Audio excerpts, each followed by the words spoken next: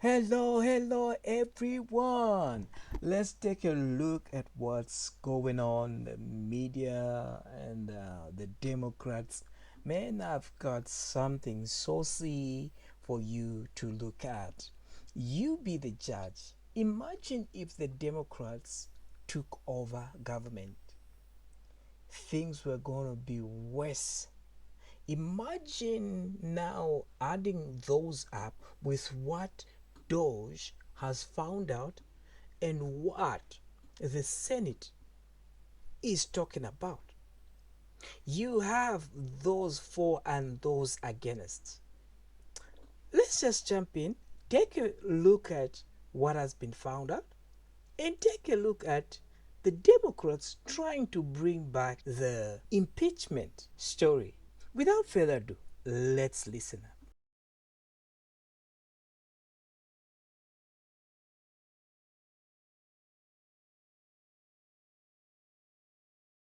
Is a bowl of worms. There is no apple. And when there is no apple, you've just got to basically get rid of the whole thing. That is why it's got to go. You know, it's beyond repair. None of this could be done without the full support of the president. Actually, checked with him a few times. Said, "Are you sure?" I'm like, "Yes." So we're shutting it down. Well, sources confirming to Fox that USAID headquarters are in fact closed today, coming as President Trump and, as you heard, Elon Musk agreed the Agency for International Development needs to be shut down after failing to be transparent with their budget of billions. With us now, the former head of global health at USAID under President Biden, Atul Gawande. Thank you so much for being here. I want to put up your op-ed that you wrote in the New Yorker, the headline, "Beyond the Chaotic Attempt to Freeze Federal Assistance, the Potential for Devastation," you write, "is made plain by another order concerning the crucial work of USAID." You heard the criticism there about the budget and the spending. What's the response? What's happening right now is dangerous for the United States and humanity. These are people shutting down an agency and having no clue the work that is being done. I'm a surgeon. I led global health at USAID, and I can tell you, these are programs touching hundreds of millions of people around the world on a budget that's half the budget of the hospital where I do surgery. Let me give you some critical examples. Number one, in the last 4 years, USAID responded in containing 21 serious outbreaks of deadly diseases at risk of coming to the United States.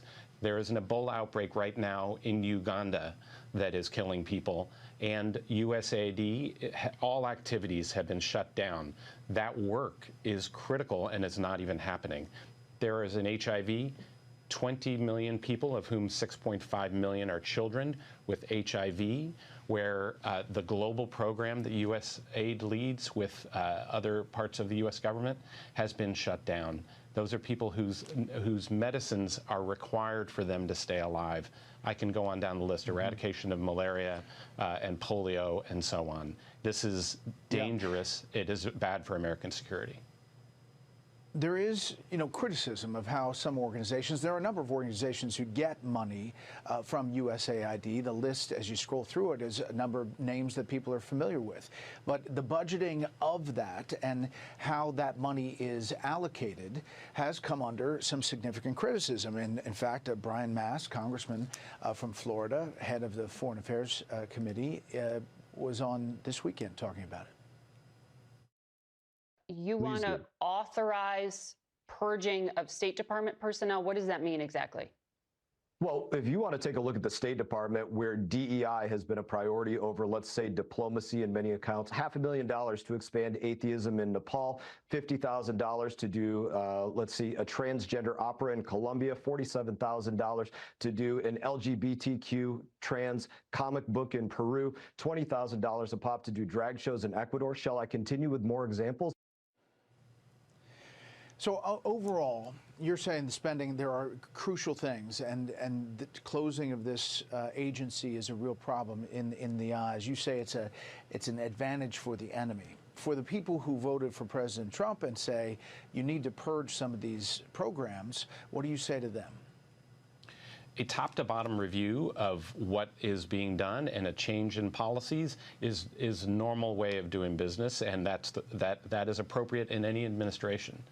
But a shutdown of work that is predominantly disaster assistance, it is global health, it's demining countries around the world, including Cambodia and Vietnam, so that agriculture can be resumed by farmers. That critical work affects millions, and the effort to shut it down, activities are already closed. People are being harmed as we speak, and the destruction of this agency leaves America without the largest civilian operational capacity for action abroad. You don't need to pause it, and there's no such thing as a pause of an airplane in flight. You get exactly the damage that produces. Yeah. Atul, we appreciate it. We want to have all sides of the story on the air. Thank you for coming in. Thank you. We've got House Foreign Affairs Committee Chairman Brian Mast on deck to react to this reorganization. But first, let's get to Maddie Rivera with more. Maddie? Yeah, a lot of turmoil surrounding this issue, John. USAID buildings remain closed today. So the acting head of the agency, Secretary of State Marco Rubio, says a review is being done of USAID. Rubio says this is not about getting rid of foreign aid. He argues USAID has veered off course from its original mission of advancing American interests abroad. There are also reports that USAID has fallen short of its goals for some projects in years past. Republicans have pointed out USAID has spent $20 million for a Sesame Street workshop in Iraq. It's doled out $1.5 million to advance DEI in Serbia's workplaces and business communities. It's given $6 million to fund tourism in Egypt, all initiatives that Republicans say are just plain wasteful. I have been on USAID's case for years now, going back several years, where I was trying to investigate the expenditures for humanitarian aid, primarily when it came to the war in Ukraine. And what my team and I encountered was absolute obstruction and lies coming out of USAID. But supporters say USAID has helped counter Russian and Chinese influence around the world. They also say the 90-day freeze the president has implemented on foreign aid not only threatens lives, but livelihoods too. Causal Design, a Colorado-based contractor, says it's losing 70% of its revenue from the USAID stop work order. Its CEO says they're considering layoffs within the end of the month if the situation doesn't change. I think one of my frustrations and what I'm trying to push is we can review this portfolio. We can look at aid. We can look at things to improve, but let's do it while we're working. There's no need to stop business and to stop industry. The small businesses will not make it 90 days. Democrats say a reorganization of USAID can't be legally done without congressional approval, setting up perhaps another legal battle for the Trump administration in the coming days and the coming weeks, John. Yeah, that's what Megan Hayes was saying, exactly the same thing as the guy from Causal Design is, why shut it down? Go through it with a fine-tooth comb, but keep the funding that's necessary to keep a lot of these businesses afloat. Yeah. Maddie, thanks. You got it, John. Appreciate it. Sandra? All right, let's bring in Senator Joni Ernst, Republican of the great state of Iowa. What's going on in Washington right now harkens back to your very first campaign ad where you talked about cutting pork. So here's some of the programs at USAID that the White House has got in its sights. $1.5 million to advance diversity, equity, inclusion in Serbia's workplace and business communities. $70,000 for production of a DEI musical in Ireland. $2.5 million for electric vehicles in Vietnam. $47,000 for a transgender opera in Colombia. $32,000 for a transgender comic book in Peru. It goes on and on and on. Now, Marco Rubio, the Secretary of State, says there are a lot of good programs at USAID, but I don't expect any of those are what he's referring to. Absolutely, John. And I have been on USAID's case for years now, going back several years, where I was trying to investigate the expenditures for humanitarian aid, primarily when it came to the war in Ukraine. And what my team and I encountered was absolute obstruction and lies coming out of USAID.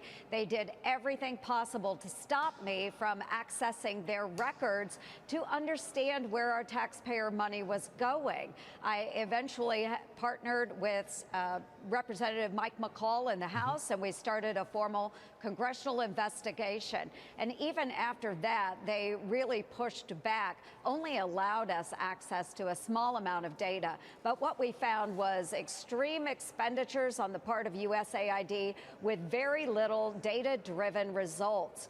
We have seen money funded in the Wuhan Institute of Virology through dollars steered by USAID on dangerous coronaviruses. We saw how that turned out. We've seen funding going to Morocco for pottery classes, tourism in Lebanon, of all places, even when the State Department was advising against travel. I could go on and on and on, John and Dana. Senator, the Daily Wire reports that 97% of political contributions from USAID employees went to Democrats. And listen here, this is call for three. This is Democrats on Elon Musk's power.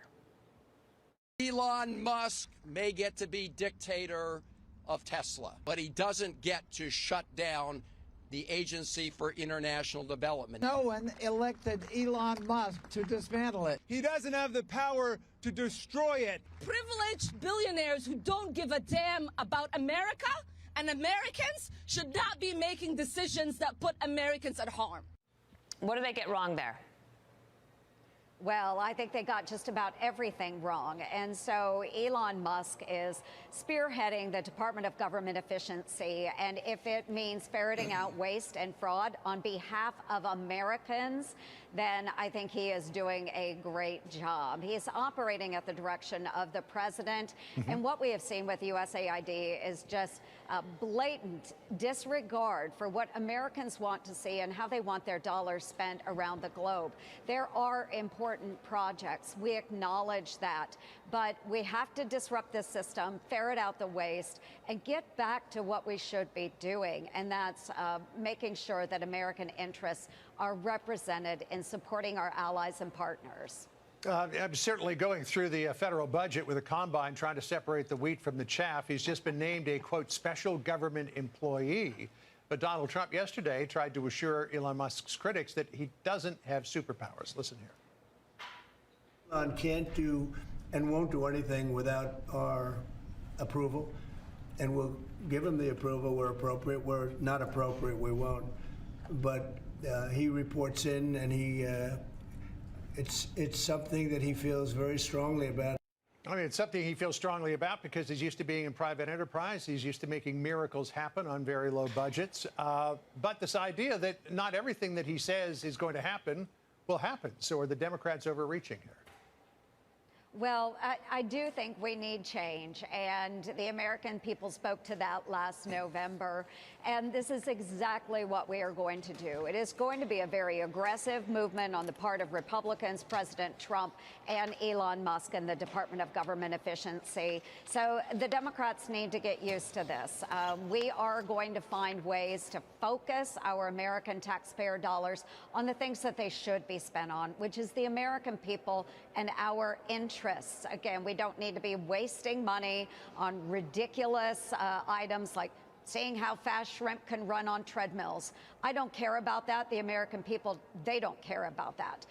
So get ready for disruption. Get used to disruption. Let's get our federal government back on track and doing what we should be doing and not focusing on items of ridiculous ideology. All right, Senator Joni Ernst, that was great to spend time with you. Thank you so much. Yeah. Maddie, thanks. You got it, John. Appreciate it. Sandra? Okay, more on that USAID fight in just a moment. But first, to Trump's upcoming meeting with Benjamin Netanyahu. Let's bring in House Foreign Affairs Committee Chairman Brian Mast. He joins us now live. Thank you so much, sir, for joining the program. So please do tell us what we should expect from this meeting. Look, with Prime Minister Netanyahu, you're going to hear discussion about the capabilities that they have to counter Iran, what they've already destroyed that hasn't been given, let's say, in open source information, the networks that won't continue to exist for Hamas, for Hezbollah, things going on with Syria, what we need to know for national security and terrorism across the sphere. It will be very comprehensive about what has taken place and what will be the path forward. So the Israeli ambassador to the United Nations Danny Danone wrote a piece in Fox News Digital today about the upcoming meeting. Here's what he said. He said, Trump-Netanyahu meeting has 3 things on the agenda that could change the Middle East. He says the 2 leaders will convene on Tuesday afternoon to discuss the next phase of the hostage release framework, the Iranian threat, as well as prospects of a Saudi-Israeli normalization deal. They're all very important issues, of course, but this idea of renewing talks on expanding the Abraham Accords to include Saudi Arabia, I mean, that was the deal that they almost got done before Hamas lit the flame of October the 7th. If they can get that deal done in the days and weeks ahead, how would that change the broader face of the Middle East? So when you have that as the way forward, like we were discussing, then you have another country that's going in there saying they're not looking for concession from Israel as it relates to Gaza in all likelihood.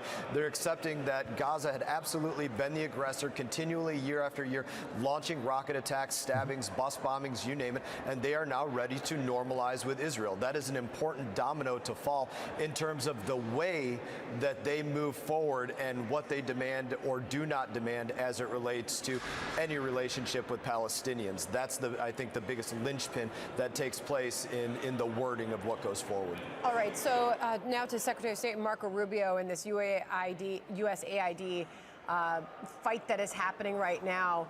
He's the acting director of USAID, I should point out, and he spoke about this with our own Rich Edson. This is in El Salvador. I want to get your reaction to this. Listen. Their basic attitude is, we don't work for anyone. We work for ourselves. No agency of government can tell us what to do. There are things that are happening at USAID that we should not be involved in funding, or that we have a lot of questions about, but they're completely uncooperative. So we had no choice but to take dramatic steps to bring this thing under control. Okay, so what dramatic steps can you get behind here, Congressman?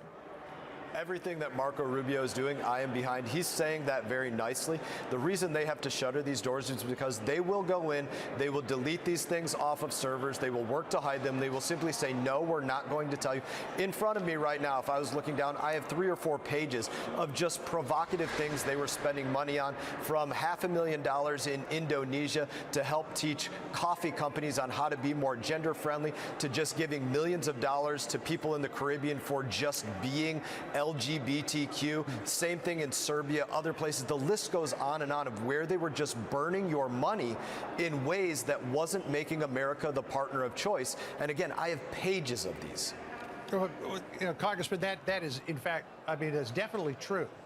But at the same time, USAID does fund a lot of legitimate businesses, does do a lot of good work around the world that's not related to any of those things that many people are calling a frivolous expense of taxpayer money. Why shut it down for 90 days? We heard just a moment ago in Matty Rivera's good report that there's a company out west called Causal Design that probably isn't going to be able to make its payroll and stay afloat if this 90-day pause actually takes place. Why not go through it with a fine-tooth comb? Sure, change the administration, but not shut down the funding that's so desperately needed by some of these businesses that are legitimate. I don't think you can do it that way because of the way that they do work to hide this. And bear in mind, I chaired Foreign Affairs Oversight for the last couple of years. They will come to Congress. It's not what we did. That's what they will say to your face. You have to do it in this way because of the way that they have acted. And again, they're not asking questions across the board, even if they're providing aid. These 3 important questions. What does America need from that country or region? What does that country or region actually want from America? Because most of the time it's not drag shows. It's not teaching them gender identity. It's not giving them comic books related to trans and other things. They want something different from us, but you also have to ask, does what we provide, if we provide something, does it get America what it needs or what it's asking for? And USAID systemically across the board has not been looking at the world or asking those questions in that way. Congressman Bill Gates weighed in on The View. He's warning that millions could die if this funding comes to an end. Listen. My foundation partners with USAID on nutrition and getting vaccines out. And, you know, there's incredible people. You know, they're not actually worms that work there. Yeah. So, you know, hopefully we'll get some of that work back in shape. In fact, if we don't, you know, you could have literally millions of deaths. To him, you say what, Congressman? Number one, every one of those groups that's working with USAID has the ability and they know the process to apply to USAID and to Secretary Rubio to say, this is where we're literally saving lives. We're not doing drag shows, we're saving lives. Please grant an exception for this. They know how to go out there and apply to that. Some people are saying they don't. They absolutely do. But the other thing I would say is this is not the baby being thrown out with the bathwater, as people, sometimes say. LGBTQ, trans, DEI initiatives were not the exception or the outlier. They were the rule of what was going on. And when you actually look at these lists comprehensively to see everything that they were doing, you really start to realize that. All right. Well, Congressman, we'll keep following this to see where it goes and whether or not the 90-day pause does stay in effect. Appreciate your time, sir. Thank you. Apart from that, let us look at what their fellow Democrat did say in the Senate. That is Senator Kennedy. Take a look. He defended Elon Musk. His fellow Democrats are on the street jumping up and down, rallying people. Listen to this. I want to try to put in perspective what many of my Democratic friends have been talking about today. They're very, very, very upset at President Trump. And they're very, very, very upset at Elon Musk. President Trump ran for president on a number of issues. One of the issues he ran on, he said it almost every day. He said, if you elect me president, I'm going to go through the entire budget and review all the spending, line by line. If I heard him say that once, I heard him say it 1,000 times. And that's what he's been doing. He went out and appointed, through an executive order, Elon Musk, who some people like him, some don't, but he's not a dummy. He's a very successful business person. He's got a top secret security clearance. President Trump issued an executive order, and he turned to Mr. Musk, and he said, Mr. Musk, I want you to do for me what I said I was going to do in the election. I want you to go through all the spending, line by line. Now, let me ask you something, Mr. President. How are you going to review the spending without reviewing the spending? How are you going to audit the spending by an agency without auditing the agency? That's what I mean when I say common sense is illegal in Washington, D.C. That's what Mr. Musk is doing. He's put together a crackerjack team, and they're going through everybody's spending line by line, item by item. And my Democratic colleagues are very, very, very upset. And they've been very eloquent. They've talked about the process, and President Trump's executive order supposedly violates the Constitution. And they've accused Mr. Musk of having conflicts of interest. And so I've heard people say he's sitting over there with a notepad copying down everybody's Social Security number, and he's going to go use it to make money. I mean, people in this town, not just my Democratic colleagues, they're really upset. They've never said anybody question their spending. But that's what Mr. Musk is doing. But you know what? I've listened. This has been going on for a week. People have been screaming like they're part of a prison riot. Oh, my God, look at what Musk is doing. He's looking at the spending. And I've listened to people talk about the process and debate whether it's constitutional and discuss how many lawyers can dance on the head of a pin. But you know what? I haven't heard one single person who's upset with President Trump or Mr. Musk talk about what he's found. They don't want to talk about the spending porn, the waste of taxpayer money that he's found. I mean, that's the point of all this.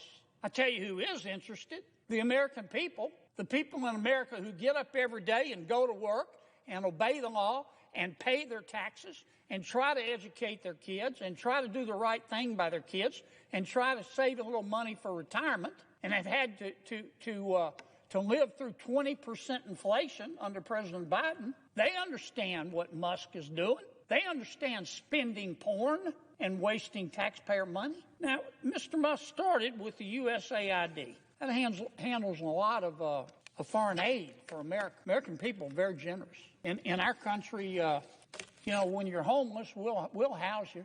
When you're hungry, we'll feed you. In our country, when you're too poor to be sick, we'll pay for your doctor. And we We send a lot of money overseas to help our world's neighbors. And the USAID is in charge, in large part, of that. But I'll tell you what Mr. Musk discovered. I find it fascinating. He discovered that the American taxpayers are giving money to Afghanistan. He found that we are giving money to Yemen. He found that we are giving money to Syria. I didn't know that. Some of our foreign aid is going to Yemen, Afghanistan, Syria. He found that the USAID has 10,000 people, employees. And every year they give away $40 billion. Mr. Musk also found, and I'm not saying that all of this money is wasteful. I'm not. Some of this money, I'm sure, does some good. That's why Secretary Rubio is going to revamp the department and separate the good from the bad. But this is the kind of stuff Mr. Musk found. He found that the USAID gave money to support electric vehicles in Vietnam. Our money, taxpayer money. He found that USAID gave money to a transgender clinic in India. I didn't know that. I bet you the American people didn't know that. He found that the USAID gave $1.5 million to a Serbian LGBTQ group called Grupa Izadaji. I probably mispronounced that. My apologies. Anyway, they got $1.5 million to, quote, advance diversity, equity, inclusion in Serbia's workplaces and business community. What else did Mr. Musk found that my colleagues don't want to talk about? Well, he reviewed a study and then went and checked it. The study was done by the Middle East Forum. They found that USAID spent $164 million to support radical organizations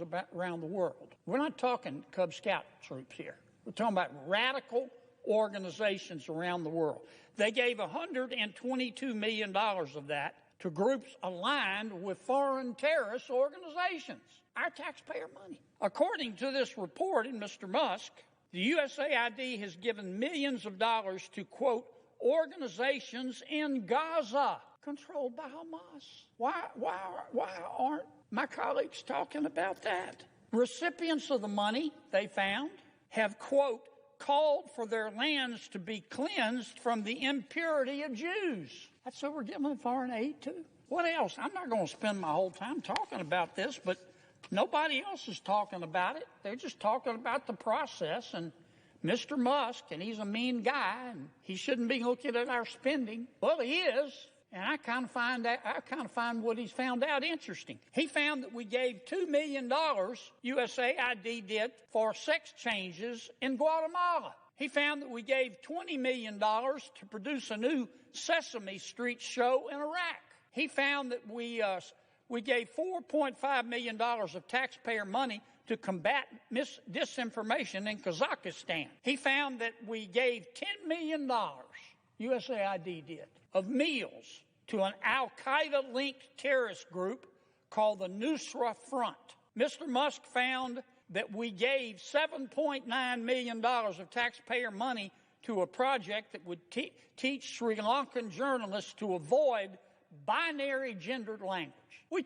The USAID took $8 million and gave it to a bunch of journalists in Sri Lanka to teach them how to avoid binary gendered language. I don't know what the hell binary gendered language is. I think I do. You think most taxpayers would support that? Why aren't we talking about that? The USAID gave $1.5 million to promote LGBT advocacy in Jamaica. They gave $1.5 million to rebuild the Cuban media ecosystem. They gave $1.5 million for, quote, art for inclusion of people with disabilities in Belarus. Another $3.9 million for LGBT causes in Macedonia. $8.3 million for equity and inclusion education in Nepal.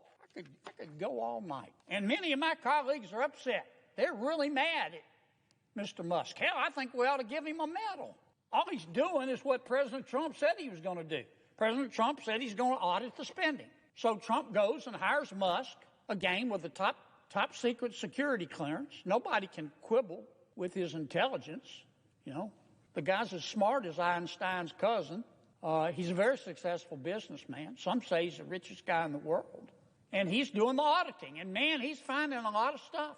I call it spending porn.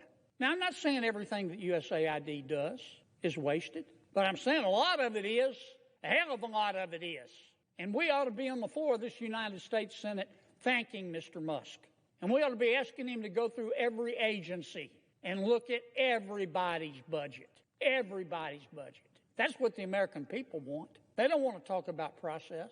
They don't want to continue with the Washington way. They want to save some money. Now, let me tell you what's really going on here, too, Mr. President. For 4 years under President Biden, and for, 8 years under President Obama, I have all the respect in the world for President Biden and President Obama. Tough job. But between them, they spent 12 years in Washington, and presidents set the tone. They control the questions that are asked. And here's the question that President Obama and President Biden asked for 8 years. I heard it for 12 years. I heard it every single day. Who needs to pay more in taxes? Is it you? Is it you? Who needs to pay more in taxes? We need more money. Who needs to pony up more? That was the issue. But that's not the issue today. We have a new president. You know what the issue is today? What the hell happened to all the money? What the hell happened to all the money? And that's what Mr. Musk is finding out. That's all this is about. And I'm just shocked that my colleagues have decided that this is a hill they're going to die on. How can you look the American people in the eye and support this kind of waste, support this kind of spending porn? I mean, the election to me made at least one thing clear, that the American people are sick and tired of people in Washington denying reality. The last administration tried to convince us that we were living in a crime-free world where inflation was temporary and the border was secure. And the American people didn't buy it. You know why? Because it wasn't true. And the administration, our last administration, tried to argue that Bidenomics was making our lives better. But the American people knew differently. They understood Bidenomics to mean I get to spend more to live worse. And they voted. Now, I mean, the American people were poorer under the last administration, but they didn't become stupid. They could see that the government was creating a problem, not trying to fix it. And they noticed the national debt, too. Put up that first chart for me. You know what our national debt is, Mr. President? $36 trillion. Not million, not billion, $36 trillion.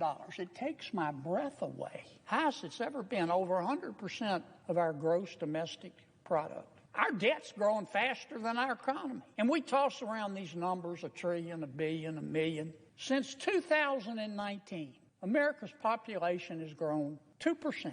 We're not having babies, 2%. And that's after massive immigration. You know how much our budget has grown? 55%. 55%. Yeah, we've had inflation, but we haven't had 55% worth of inflation. That's how we got to this $36 trillion in debt. Put up the next chart for me. Now, some of this money we had to spend during the pandemic, and it was a bipartisan effort during the pandemic. Republicans voted for it, and Democrats voted for it because we had no choice. I was there. I saw it from the inside. We came this close to losing the American economy. And you know who helped a lot, doesn't get enough credit? Jay Powell at the Federal Reserve. I watched it. The whole world wanted to go into a cave and retreat. Back in the Great Recession, I remember all the other countries in the world who looked to us. They may hate us, but they know we're the greatest country in all of human history. They looked to America. And you know what? Back in the Great Recession, all the other countries wanted they wanted treasuries, treasury notes, treasury bonds. Not this time. They were so scared, they didn't want treasuries. They wanted dollars, cash dollars. So Jay Powell, thank the Lord, he goes over to the Federal Reserve. He opens what's called a currency swap line, and he told every country, you want dollars? I'll trade you dollars for your currency. And everything calmed down. He doesn't get any credit for that, but it was a gutsy thing to do. But on top of that, to save the American economy, that wasn't helping the American economy. We had to keep the economy going. We spent a lot of money. But then COVID ended. And what we should have done was go back to pre-COVID spending. But we didn't do that. President Biden, after the shutdowns and the coronavirus, the pandemic was over, passed the American Rescue Plan. COVID was over. He spent $1.9 trillion. Never let a good crisis go to waste. I didn't vote for it. Then he came back and passed what he called an infrastructure bill. It was really just the Green New Deal. I know what's in that bill. That was another $1.2 trillion. And then he passed the Inflation Reduction Act. I didn't vote for it, but that was another $1.0 trillion. And then he passed the CHIPS Act. This is really special. He said, big tech, the semiconductor companies need our money. They need taxpayer money. They're not making enough money. And he gave them money. He didn't give hardware stores money. President Biden didn't give the healthcare industry money. He said, I want to help big tech. And boy, they sucked it up like a Hoover Deluxe. We spent $280 billion subsidizing big tech. And you add it all up, and that's $4.3, almost $4.5 trillion. And that's how we got $36 trillion in debt. And that's why Donald Trump said, I'm going to look at every single line item of spending. And that's why he gave the job to Elon Musk. And that's why Musk is auditing these accounts. But nobody wants to talk about what he's finding. Nobody wants to talk about the spending porn, except the American people. They get it, Mr. President. They get it. And I hope Mr. Musk continues. My colleague and friend, we had a little discussion in banking today. Senator Warner makes a good point. He wants Mr. Musk to come over and talk to Congress about how he's doing this. I'm all for that. I am all for that. I would love to have him come over and walk us through what he's doing and how he's discovering all this spending porn. We need all the help we can get on reducing our spending because we can't continue at this pace. I just wanted to spend a few minutes putting all this in perspective, Mr. President. The world's not going to spin off its axis, folks. Every business that I know of goes through an audit. Now we're being audited, but we're being audited by not by the usual auditors, but we're being audited by a person appointed by the President of the United States. And I'm betting you when he's through, and he's going to go to all these agencies. He's starting on the Department of Education next. I think he'll end up finding that some of our money is being well spent, but he's also going to find that some of our money is being stolen and it's being wasted. And that's an insult to every taxpayer in this country. So I'm going to end like I began. We ought to be giving Mr. Musk a medal. We ought to be thanking him. Maybe nobody else wants to hear about the spending porn, but I can't wait to read the book. I hope he finds all of it and compiles it. I hope Marco Rubio, our new Secretary of State, takes USAID and shakes them by the shoulder and lifts up the good people there and fires the bad people, the people that wasted taxpayer money like this, giving money to terrorist organizations, giving money to organizations that support Hamas. Hope he gets rid of every single one of them. And I think if we listen to Mr. Musk, we can save a lot of money. And I hope he does come over and explain what he's doing. Not only that, we have now the media that was paid. You've heard, they are paid. Paid by who? They were paid by Biden. This means they are no longer going to get that money they were being paid. Right? Now, listen to them. I know most of you do not even want to hear their voices. You don't want to pay attention to whatever they are saying. Even I do not like to listen to whatever they have to say. So I don't listen to them. But for this, just listen to their ranting, trying to say all the nonsense. And, well, wait. But we begin tonight with growing glimmers of the Rebel Alliance. Look at these scenes as thousands of Americans in 50 states took to the streets today to reject the MAGA hostile takeover of American democracy. That crowd, they're saying thousands. Yes, thousands, not millions. Okay? Those people you can count, probably 1,000 or 2,000 people, they were saying. And it's the same people that used to rally they go pick them up with buses to take them to political rallies for Kamala. So it's still the same thing. They'll be getting such crowds to use them for such TV performance. Let's take a look. denouncing everything from Donald Trump's calls to occupy Gaza to his Project 2025 playbook and the seemingly unlimited authority Trump has handed to Elon Musk with zero checks and balances and no oversight. Barely 2 weeks into the Trump administration, signs of the collapse of constitutional order ushered in by Musk, an unelected South African-born billionaire, and a handful of teen and young adult employees from his private companies are everywhere. Musk and his junior staffers have infected government agencies, potentially illegally pushing out tens of thousands of civil servants and gaining unfettered access to some of the federal government's most sensitive payment systems. Think Social Security, student loans, and federal grants to businesses and organizations serving seniors and the poor, plus the private personnel files of potentially every federal employee and maybe every American Social Security number. Republicans have met this power grab by a bunch of tech bros young enough to be their kids with what can only be called cowardly capitulation. They've called Democrats and legacy media hysterical for saying, hey, maybe a bunch of 20-somethings that nobody elected shouldn't be rooting around in our personal data with zero knowledge of how basic government functions and no oversight. I mean, would you be comfortable with a precocious teenager stepping in and performing open heart surgery on you? I doubt it. So why should we be cool with random Elon staffers barging into federal government offices and taking over the systems that make sure your mom and dad get their Social Security checks, your kids get Head Start, or your autistic son gets a special education aid at school? Look, I get it that many Americans' eyes just glaze over about a bunch of agencies with alphabet names. But believe it or not, these agencies help keep us safe and alive. EPA, the Environmental Protection Agency, makes sure Americans have clean air, land, and water by regulating how much grunk oil and chemical companies can dump into our rivers and streams. How do you make America healthy again with cancer-causing poisons flowing into the tap water?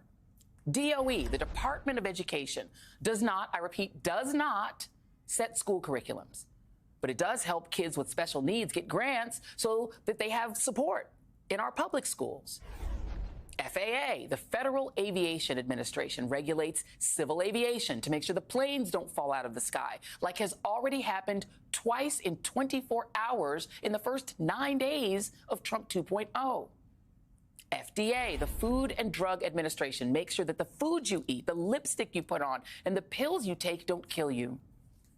Eggs are expensive right now because there's a bird flu killing birds, cows, and humans. I suspect you want the FDA to make sure that your now more expensive Waffle House eggs don't kill you, right? NOAA, the National Oceanic and Atmospheric Administration, warns us about tornadoes and hurricanes. I think Floridians would, kind of like to know when to take shelter, when 100-mile-an-hour winds are coming. But, maybe I'm wrong. Then there's the Consumer Financial Protection Bureau, which was set up to make sure that banks and credit card companies don't take you to the cleaners with crazy fees or get us into another mortgage crisis like they did in 2008. And then there's USAID, which for about 1% of our federal budget helps America counter Russian and Chinese influence around the world by helping countries struggling with famine and war and child trafficking. Without them, even more desperate people are likely to wind up here, immigration opponents. All of these agencies could go the way of the dodo bird if Musk has his way. Joni Mitchell once wrote, "You don't know what you've got till it's gone."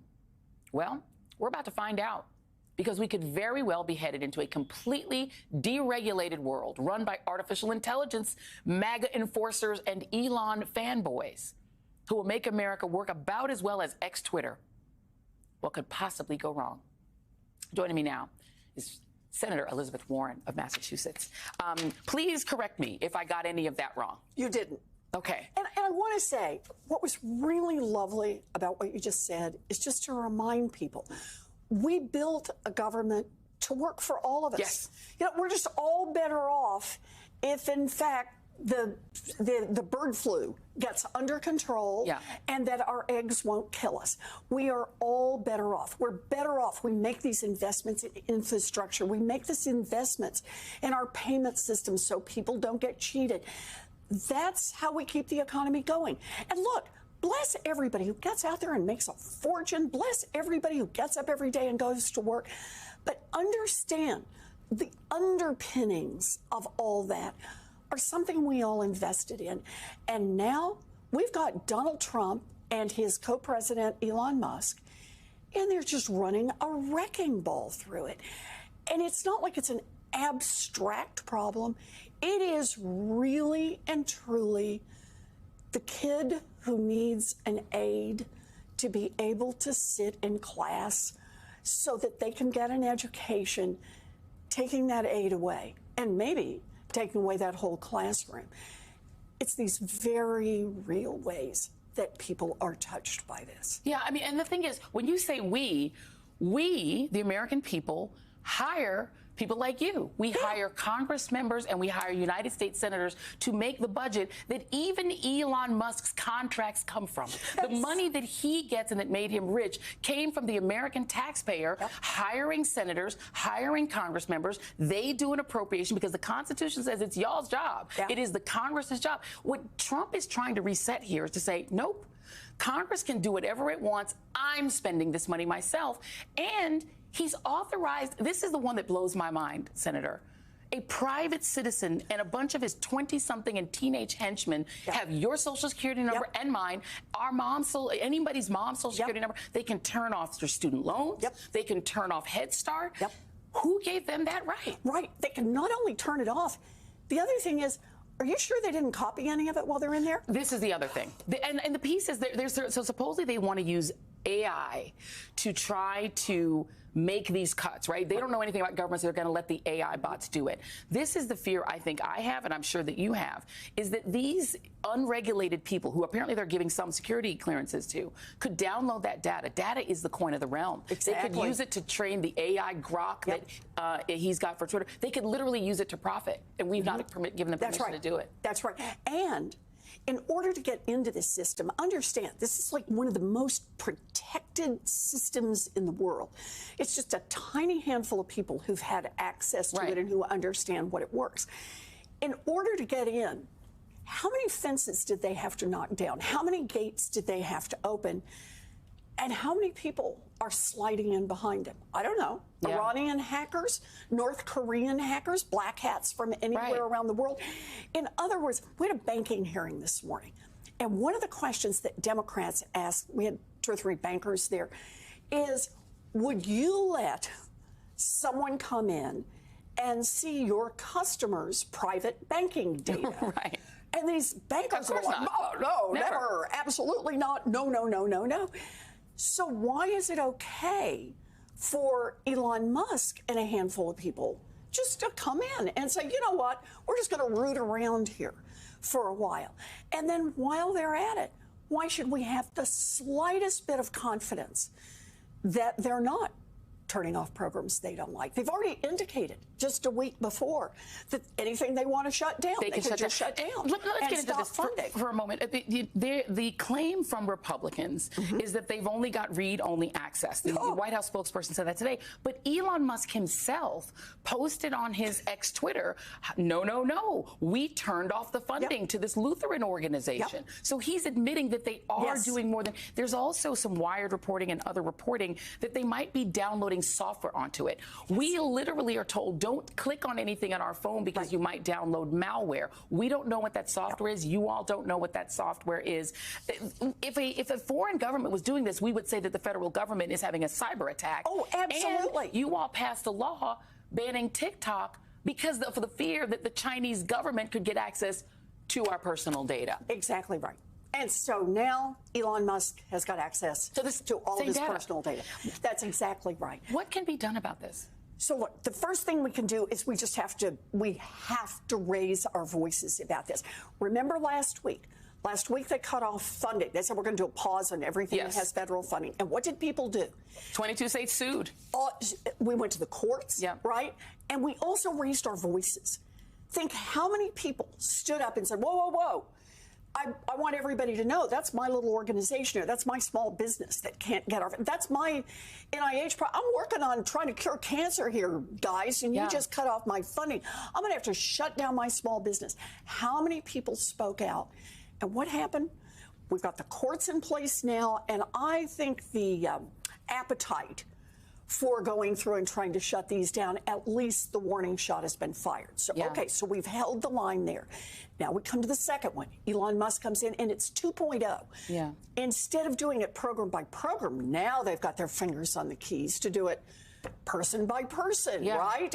We don't. I mean, like they could people in the retaliate zip against code. his how is Ford comfortable, the company, with their competitor having the ability to turn off their federal grants, their contracts? He could literally have an advantage against his fellow companies. I do FAFSA. I've done FAFSA. My kids are now out of college. You put so much personal data in there. What if we don't know who these young people are. We've got their names, some of them in Wired. What if there's someone that they just have a beef with? Right. And they say, now I've got their data. I know where they live. I know their social security number. I've got their banking information. They have people's tax returns. So this is the moment when we really start rallying the troops. People tell the stories. They do not want their personal data exposed to some unelected billionaire and a handful of people that he has picked out. Yeah. That we're just not going to do that. And I really want to emphasize here, this is a time when people have power. We showed it last week by stepping up. We can show it again now. People need to stand up and tell these stories. Yeah. Every time you go on social media and say, I got to thinking, I actually benefit from a federal grant, or they have my name, they have my social security. Anybody ever file taxes? Oh my, oh my, oh my. That was crappy. Oh my, oh my, oh my. Anyway, people, you've listened. You've looked at what DOGE stopped and what Democrats want.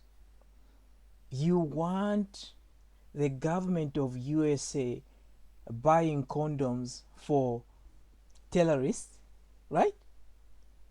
Okay, if not, then why are you on the street saying Elon Musk must go? He's not going anywhere. It will not happen. Just sit back, relax, or do something for the next 4 years. Anyway, people, I'm out. Goodbye. Please subscribe. Please subscribe.